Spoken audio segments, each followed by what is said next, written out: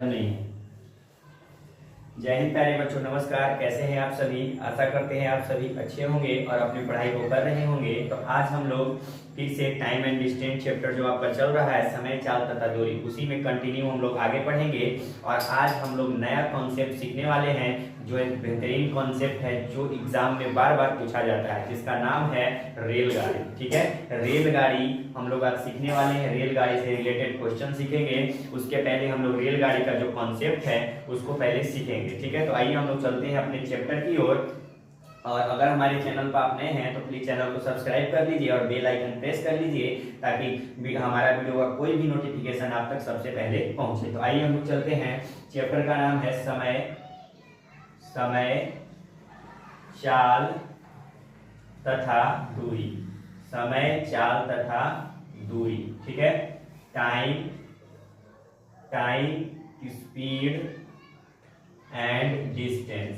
Time, speed and distance. ठीक है, तो समय, चाल तथा दूरी में आज हम लोग रेलगाड़ी का कॉन्सेप्ट देखने वाले हैं। तो आप लोग इधर हेडिंग डाल दीजिए, रेलगाड़ी की सापेक्ष गति। ठीक है, रेलगाड़ी की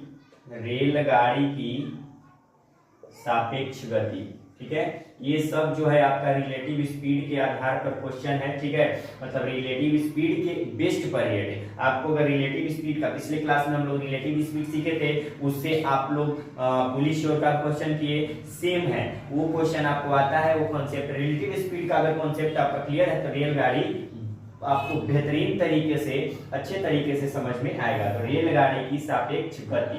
ठीक है, रिलेटिव स्पीड ऑफ ट्रेन,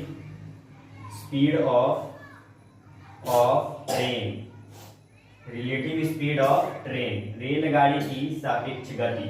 ठीक है, तो देखिए आपको सापेक्ष गति जब हम पढ़ा रहे थे, रिलेटिव स्पीड पढ़ा रहे थे, तो उसमें आपको दो केस बताए थे। एक केस बताए थे कि यदि दोनों, मान लीजिए एक कार, मान लीजिए 1 किलोमीटर प्रति, यहाँ तो ट्रेन है तो हम लोग ट्रेन में चलते हैं। मान लीजिए एक रेलगाड़ी, ठीक है, एक रेलगाड़ी है आपका, ठीक है, रेलगाड़ी है, ठीक है, मान लीजिए 1 किलोमीटर प्रति घंटा की चाल से चल रहा है। ठीक है, और सेम डायरेक्शन में, पहला जो रिलेटिव स्पीड का कॉन्सेप्ट था उसमें आपको बताए थे हम समान दिशा। ठीक है, समान दिशा, सेम डायरेक्शन। ठीक है, अगर कोई रेलगाड़ी एक ही दिशा में चल रही है, ठीक है, एक ही दिशा में गति कर रही है, ठीक है, मान लीजिए एक रेलगाड़ी 1 किलोमीटर प्रति घंटा की रफ्तार से चल रही है, और फिर दूसरी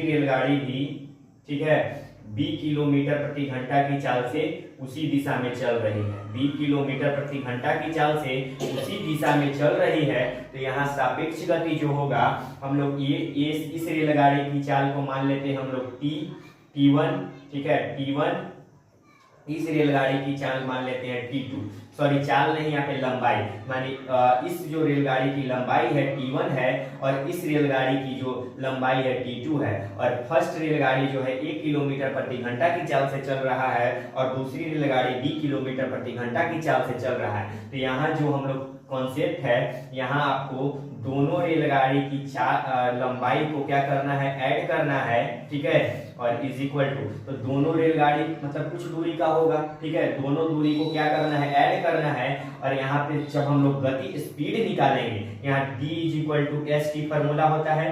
तो दूरी निकालने के लिए क्या करना है आपको, दोनों रेलगाड़ी की जो कुछ दूरी दिया हुआ क्वेश्चन में, उसको क्या करना है, ऐड कर देना है। और उसके बाद चाल आपको निकालना है। तो चाल यहाँ पे सापेक्ष गति, तो दोनों एक ही डायरेक्शन में जा रहे हैं, तो यहाँ चाल क्या होता था, a माइनस बी, और इंटू में t, a minus b kilometre प्रति घंटा इंटू में t हो जाएगा। यानी यदि कोई रेलगाड़ी 1 किलोमीटर प्रति घंटा की चाल से और कोई रेलगाड़ी 20 किलोमीटर प्रति घंटा की चाल से एक ही डायरेक्शन में जा रहे हैं, तो यहाँ जो हो जाएगा आपका d is equal to s t का फॉर्मूला हो जाएगा। इस कंडीशन में T1 प्लस T2, कभी भी रेलगाड़ी अपोजिट डायरेक्शन में जाए चाहे सेम डायरेक्शन में जाए, आपको हमेशा T1 प्लस, रेलगाड़ी की जो लंबाई दिया रहेगा वो कभी प्लस न माइनस नहीं होगा, हमेशा प्लस होगा। कभी भी अगर मान लीजिए एक रेलगाड़ी, अब देखिए सेकंड हम लोग चलते हैं सेकंड केस पर, मान लीजिए एक रेलगाड़ी है, ठीक है, एक रेलगाड़ी है, यह भी 1 किलोमीटर प्रति घंटा की चाल से इस दिशा में जा रही है, और कोई रेलगाड़ी है, ठीक है,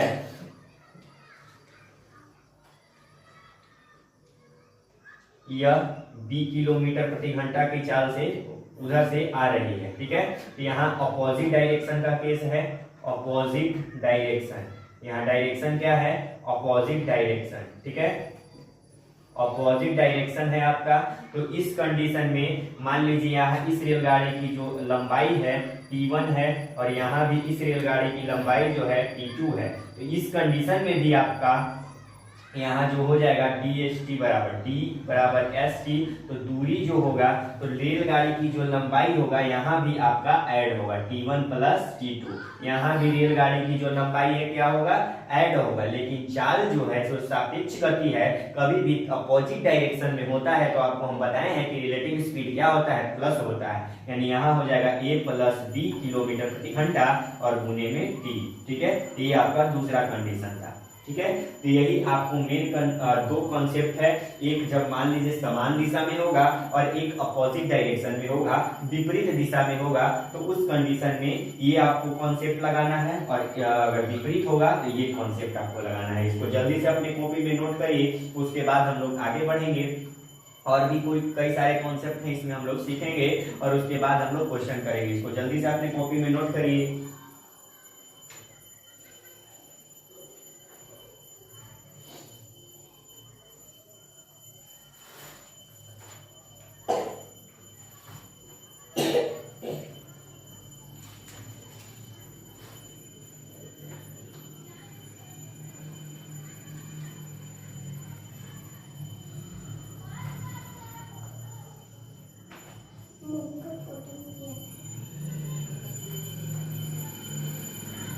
आई होप आप लोग इसको नोट कर लिए होंगे। अब हम लोग आगे चलते हैं और कुछ कॉन्सेप्ट इसमें और हैं, उसको हम लोग सीखने का प्रयास करते हैं। अब देखिए, एक जो अब कॉन्सेप्ट आपको बताने वाले बेहतरीन लेवल का, ये कॉन्सेप्ट अगर आप सीख जाइएगा तो आपका रेलगाड़ी मतलब 70 से 80% क्वेश्चन आपको कवर हो जाएगा, ठीक है। तो यहाँ फर्स्ट है, लिख लीजिए नोट करके, मान लीजिए यदि कोई ट्रेन, यदि कोई रेलगाड़ी, यदि कोई रेलगाड़ी, ठीक है, यदि कोई रेलगाड़ी किसी पेड़, पुल, ठीक है, पुल और ठीक है, पेड़, पुल, ठीक है, या माइलस्टोन, ठीक है, जो पत्थर लगा रहता है, ऐसे देखे होंगे, ऐसे लगा रहता है, इसके लिखा हुआ था कितना किलोमीटर डिस्टेंस का, माइलस्टोन, पेड़, पुल या तथा व्यक्ति को पार करती है, व्यक्ति को पार करती है, तो वह रेलगाड़ी खुद की लंबाई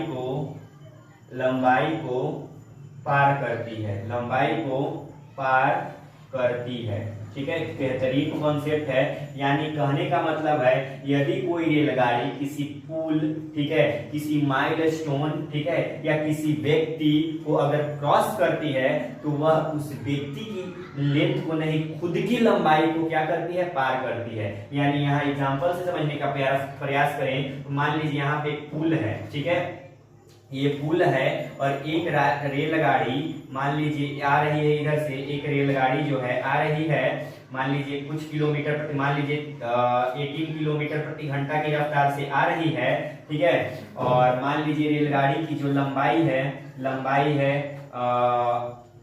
5 मीटर मान लेते हैं रेलगाड़ी की लंबाई है, तो यह पुल को अगर वह 5 सेकेंड में क्रॉस कर रही है, कितने सेकेंड में क्रॉस कर रही है, 5 सेकेंड में क्रॉस कर रही है, तो यहाँ जो होगा यहाँ जो दूरी होगा, ठीक है, यानी इसमें आपको बताना है वह खुद की मतलब दूरी इंक्लूड करेंगे, तो दूरी अगर बोलेंगे तो दूरी होगा आपका 5 मीटर होगा। यानी बोले तो इस मतलब जो पुल है, ये पोल जो खड़ा है इसका लंबाई को हम लोग इंक्लूड नहीं करते हैं। रेलगाड़ी खुद की लंबाई, खुद जो उसका लंबाई है उसको वह ये पुल से पार करती है। यानी इस कंडीशन में आपको इसका लंबाई कुछ नहीं, वह इसका इंक्लूड नहीं करना है। कभी भी अगर कोई रेलगाड़ी पेड़, पुल, माइलस्टोन, ठीक है, व्यक्ति को पार करती है तो उस कंडीशन में रेलगाड़ी खुद अपनी लंबाई को पार करती है। ठीक है, यहाँ ये कॉन्सेप्ट आपको सीखना है, इसको जल्दी से अपने कॉपी में नोट करें, उसके बाद हम लोग आगे बढ़ेंगे।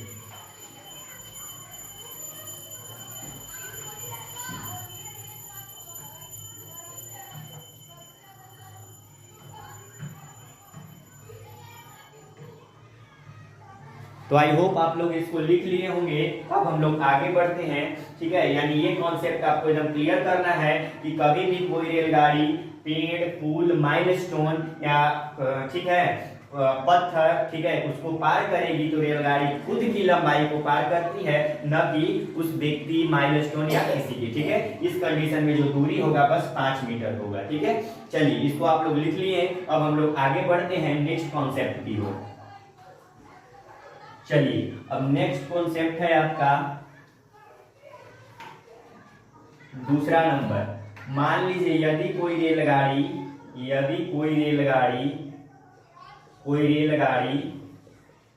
किसी प्लेटफॉर्म, ठीक है, प्लेटफॉर्म तथा सुरंग, ठीक है, प्लेटफॉर्म तथा सुरंग या ब्रिज, ठीक है, ब्रिज को पार करती है, तो वह खुद की लंबाई के साथ साथ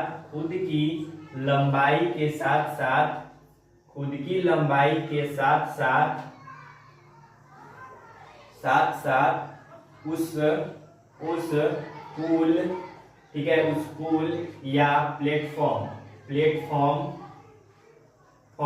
की लंबाई को भी पार करती है। ठीक है, यानी मान लीजिए यहाँ एक प्लेटफॉर्म है जिसका लंबाई है, मान लीजिए 30 मीटर का लंबाई का एक प्लेटफॉर्म है। ठीक है, एक रेलगाड़ी मान लीजिए इधर से आया, ठीक है, कुछ किलोमीटर प्रति घंटा की, मान लीजिए 36 किलोमीटर प्रति घंटा की रफ्तार से आया। ठीक है, तो यहाँ पे 36 किलोमीटर प्रति घंटा की रफ्तार से आया। रेलगाड़ी की जो लंबाई है मान लीजिए 10 मीटर है, रेलगाड़ी की जो लंबाई है 10 मीटर है और 36 किलोमीटर प्रति घंटा की रफ्तार से आया और वो 30 मीटर लंबे प्लेटफॉर्म को पार किया। तो इस कंडीशन में जो दूरी होगा यहाँ इस ट्रेन की, जो रेलगाड़ी की लंबाई 10 है और प्लस इस प्लेटफॉर्म की भी लंबाई को इंक्लूड करेंगे, यानी जो दूरी आपका होगा 30 और 10 कितना हो जाएगा, 40 मीटर का दूरी हो जाएगा। कितना हो जाएगा, 40 मीटर का दूरी हो जाएगा। यानी पूरा टोटल माने इस कॉन्सेप्ट में आपको यही सीखना है कि यदि कोई रेलगाड़ी किसी प्लेटफॉर्म, सुरंग, ठीक है, या किसी ब्रिज को पार करेगी तो उस कंडीशन में आपको उस प्लेटफॉर्म या सुरंग, उसका लंबाई और प्लस में रेलगाड़ी की लंबाई दोनों इंक्लूड कर आपको दूरी में रखना होगा। और फर्स्ट जो आपको बताए थे, यदि कोई रेलगाड़ी किसी व्यक्ति, किसी पेड़, किसी माइलस्टोन को अगर पार करती है तो उस कंडीशन में रेलगाड़ी स्वयं अपनी लंबाई को पार करती है। तो दो कॉन्सेप्ट, बेहतरीन कॉन्सेप्ट है जो रेलगाड़ी के सभी क्वेश्चन में लागू होते हैं और रेलगाड़ी के क्वेश्चन को एकदम इजी बनाने का काम करते हैं। तो इस कॉन्सेप्ट को आप लोग दिमाग में एकदम बैठा लीजिए। ठीक है, इसको जल्दी से आपने कॉपी में नोट करिए, उसके बाद हम लोग कुछ एग्जांपल से समझते हैं और क्वेश्चन में हम लोग आगे बढ़ते हैं।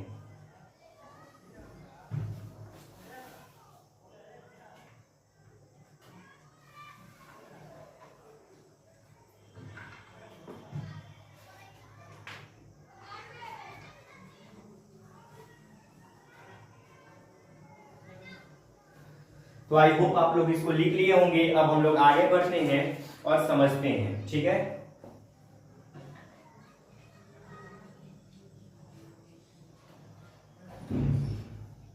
चलिए एक छोटा सा एग्जांपल हम लोग ले लेते हैं। ठीक है, मान लीजिए एक पुल है, मान लीजिए एक पुल है। ठीक है, एक पुल है, पुल है ये आपका पुल है। ठीक है, एक रेलगाड़ी मान लीजिए इधर से आती है, रेलगाड़ी। ठीक है, रेलगाड़ी आती है।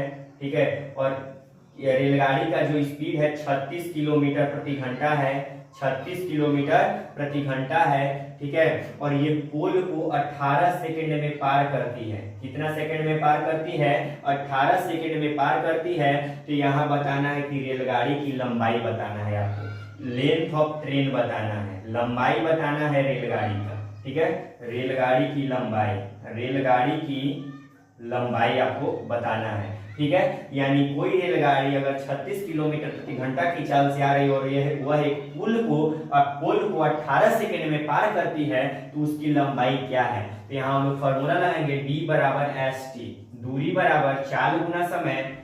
अब आपको कॉन्सेप्ट बताए थे, दूरी आपको निकालना है। ठीक है, दूरी निकालना है, चाल कितना है? 36 किलोमीटर है प्रति घंटा। इसको प्रति घंटा में है, इसको मीटर प्रति सेकंड में चेंज करने के लिए 5/18 से, और टाइम कितना है? 18 सेकंड है। 18 से 18 कट जाएगा और 36 बचे गुना होके 180 मीटर हो जाएगा। यानी रेलगाड़ी की जो लंबाई है, लेंथ ऑफ ट्रेन आपका कितना है? 180 मीटर है। कितना है? 180 मीटर है। इसको आप लोग जल्दी से कॉपी में नोट करिए, उसके बाद हम लोग आगे बढ़ते हैं।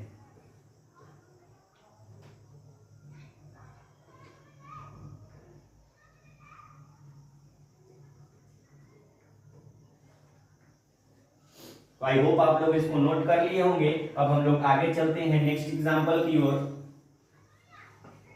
चलिए मान लीजिए यहाँ नेक्स्ट एग्जांपल है 2 नंबर। एक रेलगाड़ी है और वह मान लीजिए यहाँ पे 200 मीटर का प्लेटफॉर्म है। क्या है? 200 मीटर का प्लेटफॉर्म है। ठीक है, यहाँ एक प्लेटफॉर्म है जिसका लेंथ कितना है? 200 मीटर, और एक रेलगाड़ी इधर से आती है। ठीक है, रेलगाड़ी आती है। ठीक है, रेलगाड़ी आती है, इसकी जो चाल है 72 किलोमीटर प्रति घंटा है। कितना है? 72 किलोमीटर प्रति घंटा है। ठीक है, और ये प्लेटफॉर्म को, ठीक है, ये प्लेटफॉर्म है आपका, प्लेटफॉर्म। ठीक है, प्लेटफॉर्म को वह 25 सेकंड में पार करती है, 25 सेकंड में पार करती है। तो यहाँ आपको बताना है कि रेलगाड़ी की लंबाई बताना है। ठीक है, यानी लेंथ ऑफ ट्रेन बताना है।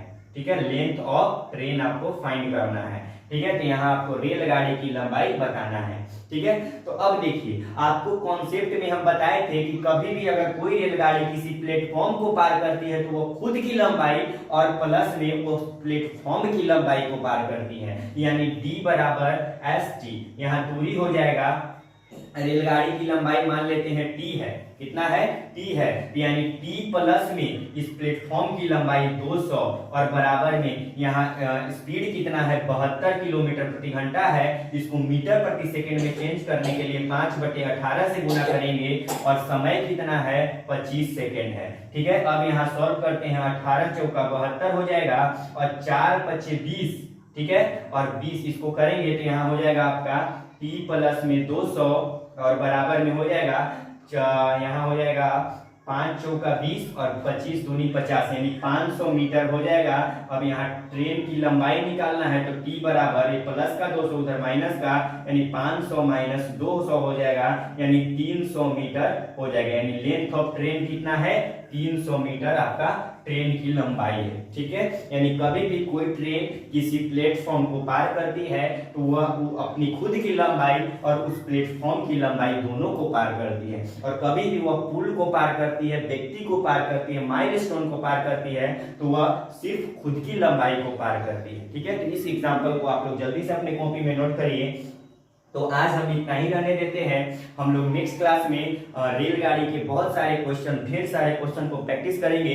इस कॉन्सेप्ट को आप लोग अच्छे से अपने कॉपी में नोट करिए और उसको बार बार रिवाइज कीजिए। ठीक है, और नेक्स्ट क्लास में आपका हम लोग सिर्फ रेलगाड़ी का प्रैक्टिस क्वेश्चन करेंगे, ढेर सारा क्वेश्चन करेंगे। तो हम आज के लिए इतना ही रहने देते हैं। अगर हमारे चैनल पर आप नए हैं तो प्लीज चैनल को सब्सक्राइब करिए और ज्यादा से ज्यादा दोस्तों में शेयर करिए, और कॉमेंट बॉक्स में लिख कर बताइए हमारा वीडियो आपको कैसा लगता है। धन्यवाद।